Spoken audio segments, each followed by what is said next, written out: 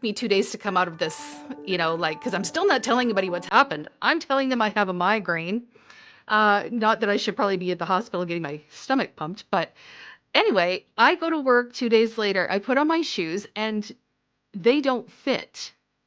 My feet, after that experience, grew 2 sizes from a 7 to a 9 overnight. Welcome to Awaken to Freedom. I'm your host, Jada, and here we explore the journeys of women who have stepped away from high control religions, cults, or toxic traits. This show is about healing, reclaiming their voice, and embracing true liberty. If you'd like to see our faces, head on over to the YouTube channel and hit like and subscribe. Please feel free to interact with the comments because that helps boost our algorithm and lets more people view our videos. So with that, let's get started.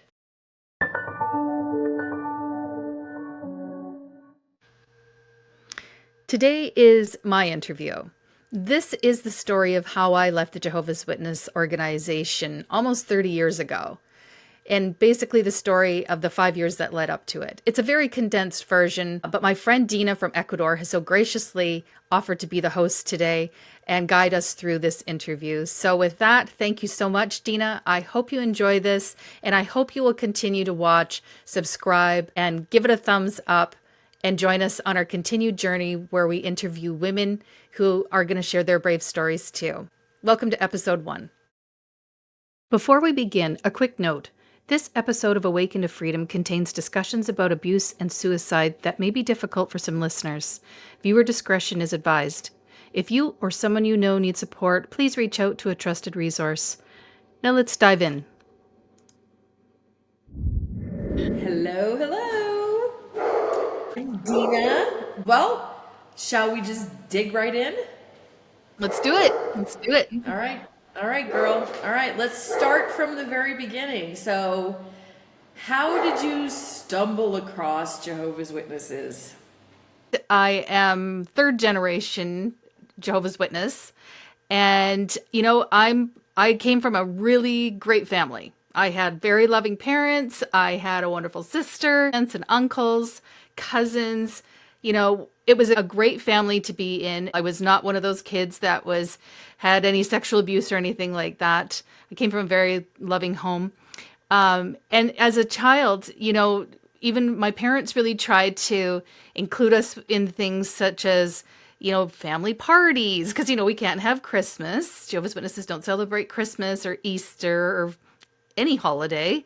So they really tried to, do things to make it fun for us, make it a little less stingy. But as a child, you don't know what you're missing, right? You don't know what you don't know. Where it starts to go awry is when you become a teenager, because it's such a restrictive religion. It's very much like any of the high control groups are almost fundamentalist in the sense that when you date before you're married, you don't have sex. You have to have a chaperone at all times. You don't kiss them. You don't barely touch them. It is so restrictive that there's so many sexually repressed people in that organization that, it becomes very awkward when you hit the marriage state and you don't know what you're doing. So when I was a teenager, I had there was a boy that he went to my school. He wasn't baptized, but his family was witnesses. And we started, kind of secretly dating. And because he wasn't baptized, it was a big problem. So we ended up actually eloping together, trying to. Let me rephrase that. It didn't work out, thank God. But we ran away to Alberta. And we ended up trying to elope there. But my father located us, and they came out and they got us and they hauled our asses back. And that did not, come to fruition. I was only 18. He was 17. So thank God that did not work out. So I was happy about that. So, fast forward 2 years, I meet this other guy and we start dating, and he was very nice at first. He had come from Europe out here to visit his family. So it was a pretty brief courtship until he went back, and he went back to Europe, tried to get his papers in order and get them all filed so that he could get a temporary visa to come out here. So we wrote and phoned each other during that time. and things, seemed to be okay. And he came back out here and he asked me to marry him. And at the time, honestly, I'm going to back up a second, because when I did come home from that situation in Calgary, here's what happened. When you're a Jehovah's Witness, they want to punish you for anything that you do wrong. So I had to have what is called a judicial committee. Now, I'm 18 years old, female. A judicial committee consists of 3 older men that sit in a room alone with you. You can't have anyone else there with you. And they sit there and just drive these most awkward, horrible, humiliating questions at you. They want to know Right. every single detail of what you did while you were there. And it is gross, for lack of a better And word. sometimes those can last for hours. Oh, it did. It did. I think it was Yeah. 3 hours. Oh, and not just once either, right? They want you back several times to make Right. sure that Right. you are, you know, um, what's the word I'm looking for? Forgivable. What's Repentant. repentant? Thank you. Yes, they want to make sure you're repentant. Anyway, so that took, I think mine was 3 sessions of that humiliating experience, and they're just beating you down to get it out of you. And at that point, I'm just like, okay, I'm sorry. Like, just let's get this over with. I'm really sorry. I'll never do it again. And that's what they want to hear. They want to hear you repentant. You're never going to do it again. And, then what they do once they make that decision, they announce it from the stage that you have been publicly reproved, which is also very humiliating. And because of that, you're restricted. You can no longer, I think there's usually a temporary ban or something of commenting or, being really playing a role in the congregation. Women in general don't play a huge role anyway, but this was even less. So I, to tail between my legs, go through this experience, and it was awful. So then as I meet this new guy, I think, well, maybe this will settle me down and tame me. Apparently I'm a brat because they all just said I was, and I did run away. So maybe getting married will be exactly what I need to, straighten me up and fly right. So I say yes, and I marry this guy. I'm still in the religion at that time, obviously, and so is he. And how long did you date? How long did you know each other?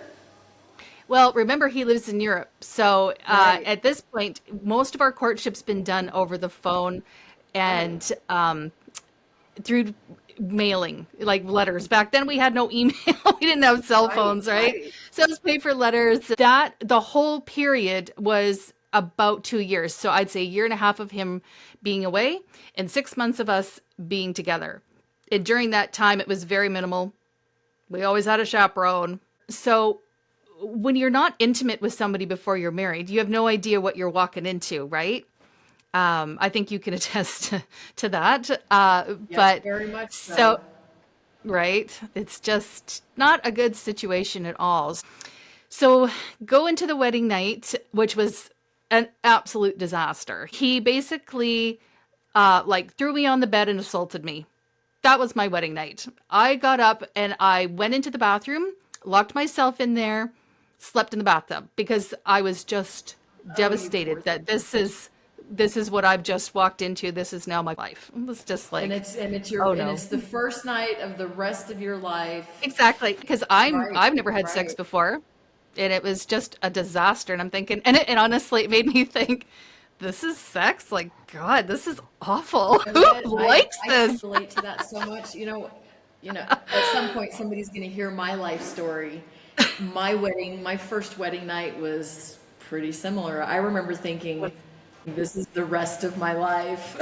Yeah, like, Right? shit. Yeah, and Oh, I you think poor our thing. stories are actually pretty common, unfortunately, of what's experienced out there. Pretty sad.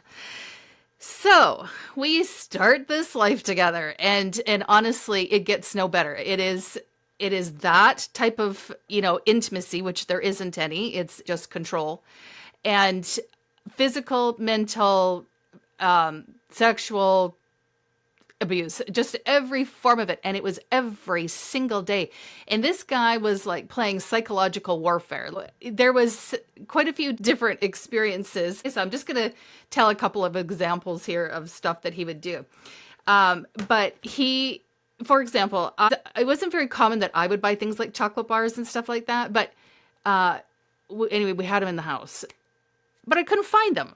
And I was just like, I wonder where those things went. And anyway, he always wanted the house spotless. Like he would be the guy that comes in with a white glove and make sure that all the dusting is done and you know, all is good and in perfect, pristine condition. So anyway, one day I'm dusting up above our cabinets, which are, you know, like the crown molding on the cabinets. And I'm dusting up there, and all of a sudden I feel all this stuff, and I get a chair, and I look up there, and it's every chocolate bar and piece of junk food that we have is all laying flat, so that I couldn't see it or find it. It's just like, okay, well, you just throw it away then, right? Anyway, so it is crazy. So I had a full-time job. I worked, and he liked the fact that I was working and earning money. And eventually he made it, you know, as you're first married and you kind of combining things together with bank accounts and stuff, he took control over that. So then I was no longer having access to that. And this is 1997. So 1991. So this is the days before bank cards or stuff like that, right? You're still dealing with going into the branch. So that, you know, he takes that away from me. I'm not allowed to have a mail key so that I can't see any of the bills coming in. He didn't want me to have any friends or a social life outside of the religion and work. So when I got home from work, he would go outside and take the distributor cap off the car so that I could not go anywhere after. So there was, you know, situations going on like that all the time. It was constant, 365 days of abuse. And this went on for 5 years. Now, everybody listening is going to be like, why the hell didn't you just walk away and leave? Well, there's several reasons. One is that in this religion, you have to have an affair to leave. You have to have a scriptural divorce. And here's a funny story about that. I'm a teenager in high school, and this is what we're taught to believe. And my friend says to me, my older sister's getting divorced. And I said, who cheated on who? And she's like, they didn't cheat. And I'm like, no, somebody cheated. And she's like, no, they didn't. And I'm like, what are you talking about? They have to cheat in order to... Well, oh my God. This girl argued with me for like 10 minutes and we were then no longer friends. But, you know, when you're brainwashed like that to think things like that, you think the whole world is running the same way. You know, you have no clue. What you're saying is freaking me out just a little bit because there's a lot of details that I didn't give to my first marriage, and they are dang near identical to yours. You know, back to controlling the money. You know, I would add too that this religion, their concept of submission, of a woman being submissive, is so insane. Mine wouldn't let me be on the checking account. We would go to the grocery store and he would complain that I bought 3 cans of tomatoes instead of 2. The control. I totally understand. I totally understand what you were going through. And you were young too. What were you, 20, Yeah. 21? 21. Got married? 21. Wow. Yeah. Wow. Yeah. Yeah. So To the then point. So like for example, back to your taking control of the money. So he goes away for work one time, and he worked for my father. Which is just like, so this is just making this even worse, right? Because my family doesn't know any of this is going on. I'm horrified that this is happening to me. So nobody knows. The elders don't know. My family doesn't know. Nobody knows. This is all going on behind closed doors, right? So he goes away to work one time, and I am left with no money. He leaves me with nothing, okay? We basically have like a loaf of bread in the house. I lived off of a piece of toast a day for 7 days until he got back so he could buy some food. Like it was that type of situation. So back to why I'm not leaving. Okay. So You have to have an affair to leave. I wasn't up for that yet. There's a shunning process within the organization where you're going to lose your entire family. So that is very psychological blackmail and to try and keep you there. And thirdly, my grandmother, who I love dearly, had a heart condition, and I knew that if I left, I was gonna be the one that killed her. So there was no way that was falling on my shoulders. I wasn't gonna be the cause of her death. So I was sitting this out.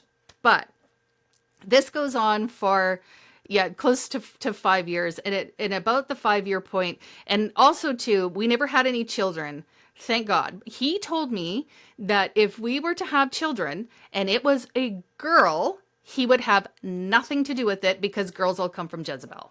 But there are a lot of similarities when you get into the abusive stories that are the same, because these men, you have to remember, they're coming up in the ranks and they are raised to think that women are subservient to them.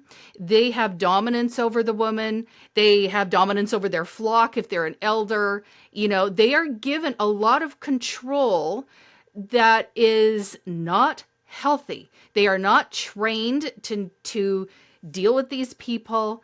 And part of what happens is the way that the religion is structured, because you're right, I came from a good family too. And I married somebody that was almost identical to the person that you're talking about. I think it's because the environment just gives them free reign with zero consequences. It's a breeding ground. It is a total haven for that behavior. Yeah. So if you have somebody who's got those tendencies, man, they can thrive in that environment, sadly enough. Yeah, and that's why it is unfortunately such a haven for child abusers and pedophiles. It really is, because their consequences are all internal. They're not external. So they don't go to the police over it. They want to deal with it in-house so that Jehovah's name isn't blasphemed. You know what I mean? So it's a breeding ground for it. It's very sad. If you've ever watched the Australian Royal Commission, that will tell you right there what's happening. It's sad. But anyway, so I'll carry on with my story. At this point, I'm exhausted. I'm cowering. I'm just like, I don't even want to live anymore, right? I'm done. I don't want to lose my family, but I don't want to live in this situation anymore. So I feel that my only choice is to end my life. So I decide to take a bottle of sleeping pills and leave a note. This is right as he left for work. I take this entire bottle of pills and I just lay down with this note beside me. But I forgot to call in sick at work. So the phone kept ringing and, I kept answering it. I don't know why I kept answering it. So I kept waking up and, that was great because actually that saved my life. That me crawling to the telephone every time I passed out cold to try and answer it, saved. And if you ever have any suicidal thoughts, please seek out the help you need. So, but when I wake up, okay, here's a weird thing. And I've never really figured out why this happened. I get up, I go to work. It actually took me 2 days to come out of this, because I'm still not telling anybody what's happened. I'm telling them I have a migraine. Not that I should probably be at the hospital getting my stomach pumped. But anyway, I go to work 2 days later. I put on my shoes and they don't fit. My feet, after that experience, grew 2 sizes from a 7 to a 9 overnight. No idea why, but they did. And honestly, I woke up thinking, you know what, you stupid ass, my life is worth more than this. And game on. So we basically started. Have you ever seen the War of the Roses with Kathleen Turner and Michael Douglas? Because that's what it became. Here's a couple of examples. One night, we are supposed to go to a wedding, and I like black. I've always liked black. I like to wear black. Anyway, I was in a black dress, and he came up to me with this ice jug of water, dumps it over my head, and says, "You look like a witch. You're not going." Just like that. So I just like, shook the ice cubes out of my hair, walked over to his liquor cabinet, opened every bottle of alcohol he had, and dumped it down the sink. It was a big fight after that, of course there was, but I'm fighting back. So then a couple of nights later, I hear this clunking sound down in our garage, and I'm like, what the hell is that? And I go down there. He has all of my pairs of shoes lined up, pretty much all of them, maybe left me 2 pair. And he is chopping them up with an axe. So I ran upstairs and I grabbed his prized possession leather jacket. I didn't have an axe, but I certainly had a carving knife. And I took a knife to that thing and I sliced that to pieces, like just, oh, and it just kept going like that. So, at this point, my grandmother has now died. So I'm like, okay, it's not on me anymore. I can get the hell out of here. And I had come to terms with the fact that my family, I'm going to lose them.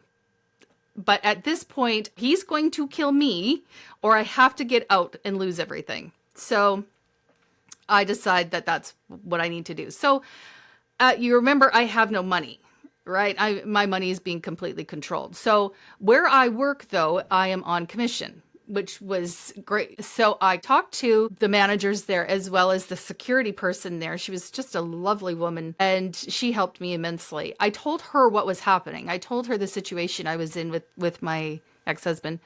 And she suggested that we put together a savings account so that every paycheck, there would be money come off that goes into an account that they hold there. We took off enough that he would never notice it. Then we have a couple of months' rent sitting there ready for me to go. So that's what they did. So in that time, I meet a guy who's I've now been married to for 30 years. I ended up having an affair with him. And I ended up getting the money enough together, the courage enough together to basically tell, my ex-husband to fuck off. And so I did. He still works for my father at this point. So that was really awkward because they don't know this story. And just before this had all happened, he had called the elders, trying to get me to stay. So I told them what was happening. I told them, I said, I am being abused by this guy. I've got bruises on me. He's manipulative. He is a narcissist. He is a gaslighter. And they basically told me that if I was to maybe work a little less and preach more, that I could be more supportive to him. And that way our marriage would flourish. I remember trying to tell my dad about what I was going through, and his response was, Yeah. we keep things private. You need to keep it in your household. Yeah. Household problems stay in the household. I was like, Yep. That's what they want, right? They don't want anything out in the open. They don't want people knowing what's going on. So they wanted another, of course, judicial committee. And I said, no, Justice Fellowship me.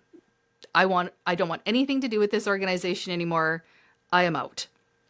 So as soon as they make that announcement, you lose all your friends, you lose your family, you lose your aunts and uncles and grandparents, and everybody's gone. And they literally treat you like a black person was treated in the 50s. If you see them on the other side of the street, they will walk past you.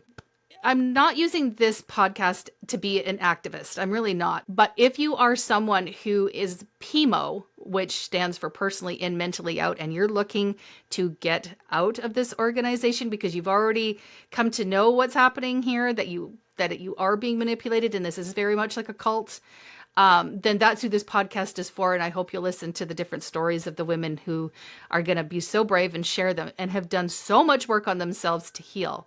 And, it is a process to heal from this. My husband, like I said, we're still married to this day. We have 3 great kids. He is a wonderful man and never knew that life could be like that. My husband always jokes and he says, when you have had the worst, mediocre looks pretty good. But I'm kidding. He's an awesome guy. My husband says the same thing. It's you and I coming from the same background, from the high control religion. there's a lot of people that come out of the religion and they don't appreciate that there's a lot of people that have abusive relationships. So I appreciate that you said that it's not just for ex Jehovah's Witnesses. You know, in the last 20 years, I've coached people that comes from all kinds of different faith and maybe no faith at all. Yeah. And you know, there's controlling situations. There's controlling situations everywhere. So I'm really looking forward to this. I'm really looking forward to your show. Empowering women to leave situations like that is awesome. You know, I'll tell you a funny story. I grew up in the same environment, the exact same environment. I was actually in for 38 years though. When I got out and I met my current husband, he was never a Jehovah's Witness.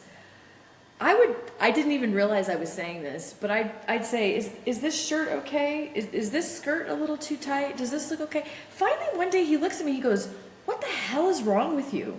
You're a grown woman. Wear whatever you want. And I go, oh, yeah, Right. that's the Like, residual control. oh, oh yeah. And it takes years to unravel all that crap. It really, really does. And a lot of self-work. Like I highly recommend a lot of self-help type work with reading self-help books. I've been to a therapist. I'm very much into spirituality now, more so than I ever was as a religious person. So I'm big on like law of attraction as in positive energy. So any type of help we can give to anybody that's going to listen to these stories. The guests that we have on have already done the healing and have already come out the other side. I think they're going to be such a great resource to listen to understand that you're not stuck. You can leave. It's going to be so worth it. So worth it to be able to just break free and learn to live and be in control of your own life, right? You know what? One thing that I loved about your story is, you know, I think sometimes when people are trying to get out of a tough situation, they might trust, they're going to their family and their family may not help. I love that you turned to coworkers and they rose to the occasion to say, let's get Sure you did. out of this predicament. You know what? The same exact thing happened to me. We're in that particular religion, they push so much that everybody on the outside is evil. They're all going to be out to get you. You can't trust anybody but those who are within the religion. And they almost make you paranoid of leaving because you won't be able to trust anybody. So I love that your coworkers rose up and they were there for you. I've got some similar stories like that too. There is help and support out there. It may not be the people that you think. Right. I read a quote today that said, you know, your loved ones and your family didn't, the universe said, your loved ones and family didn't help you, so I sent you total strangers. Yep, absolutely. And exactly what you said. There are so many people out there who are willing to help, perfect strangers. And as Jehovah's Witnesses, just like you said, we are raised to be terrified of everyone outside of that organization. And we are told that they are part of Satan's world and they're all out to get us. Well, they're not. In fact, it's complete opposite. I'm going to have some experts on here. Like Dina, you are someone who does ayahuasca retreats, you know, something like that. I would love to have you teach them about. I've got someone else that's going to teach about hypnotherapy because those are things that we are raised to be terrified of and told that they are the devil.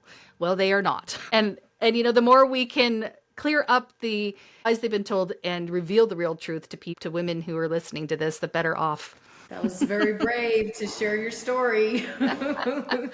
Well, thank you. I hope it encourages other women who have gone through this and come out the other side thriving. I hope it inspires them to tell their stories too, because I think it can be such an encouraging, uplifting for other women to hear, and I think they need it. I think this needs Yeah. to be done.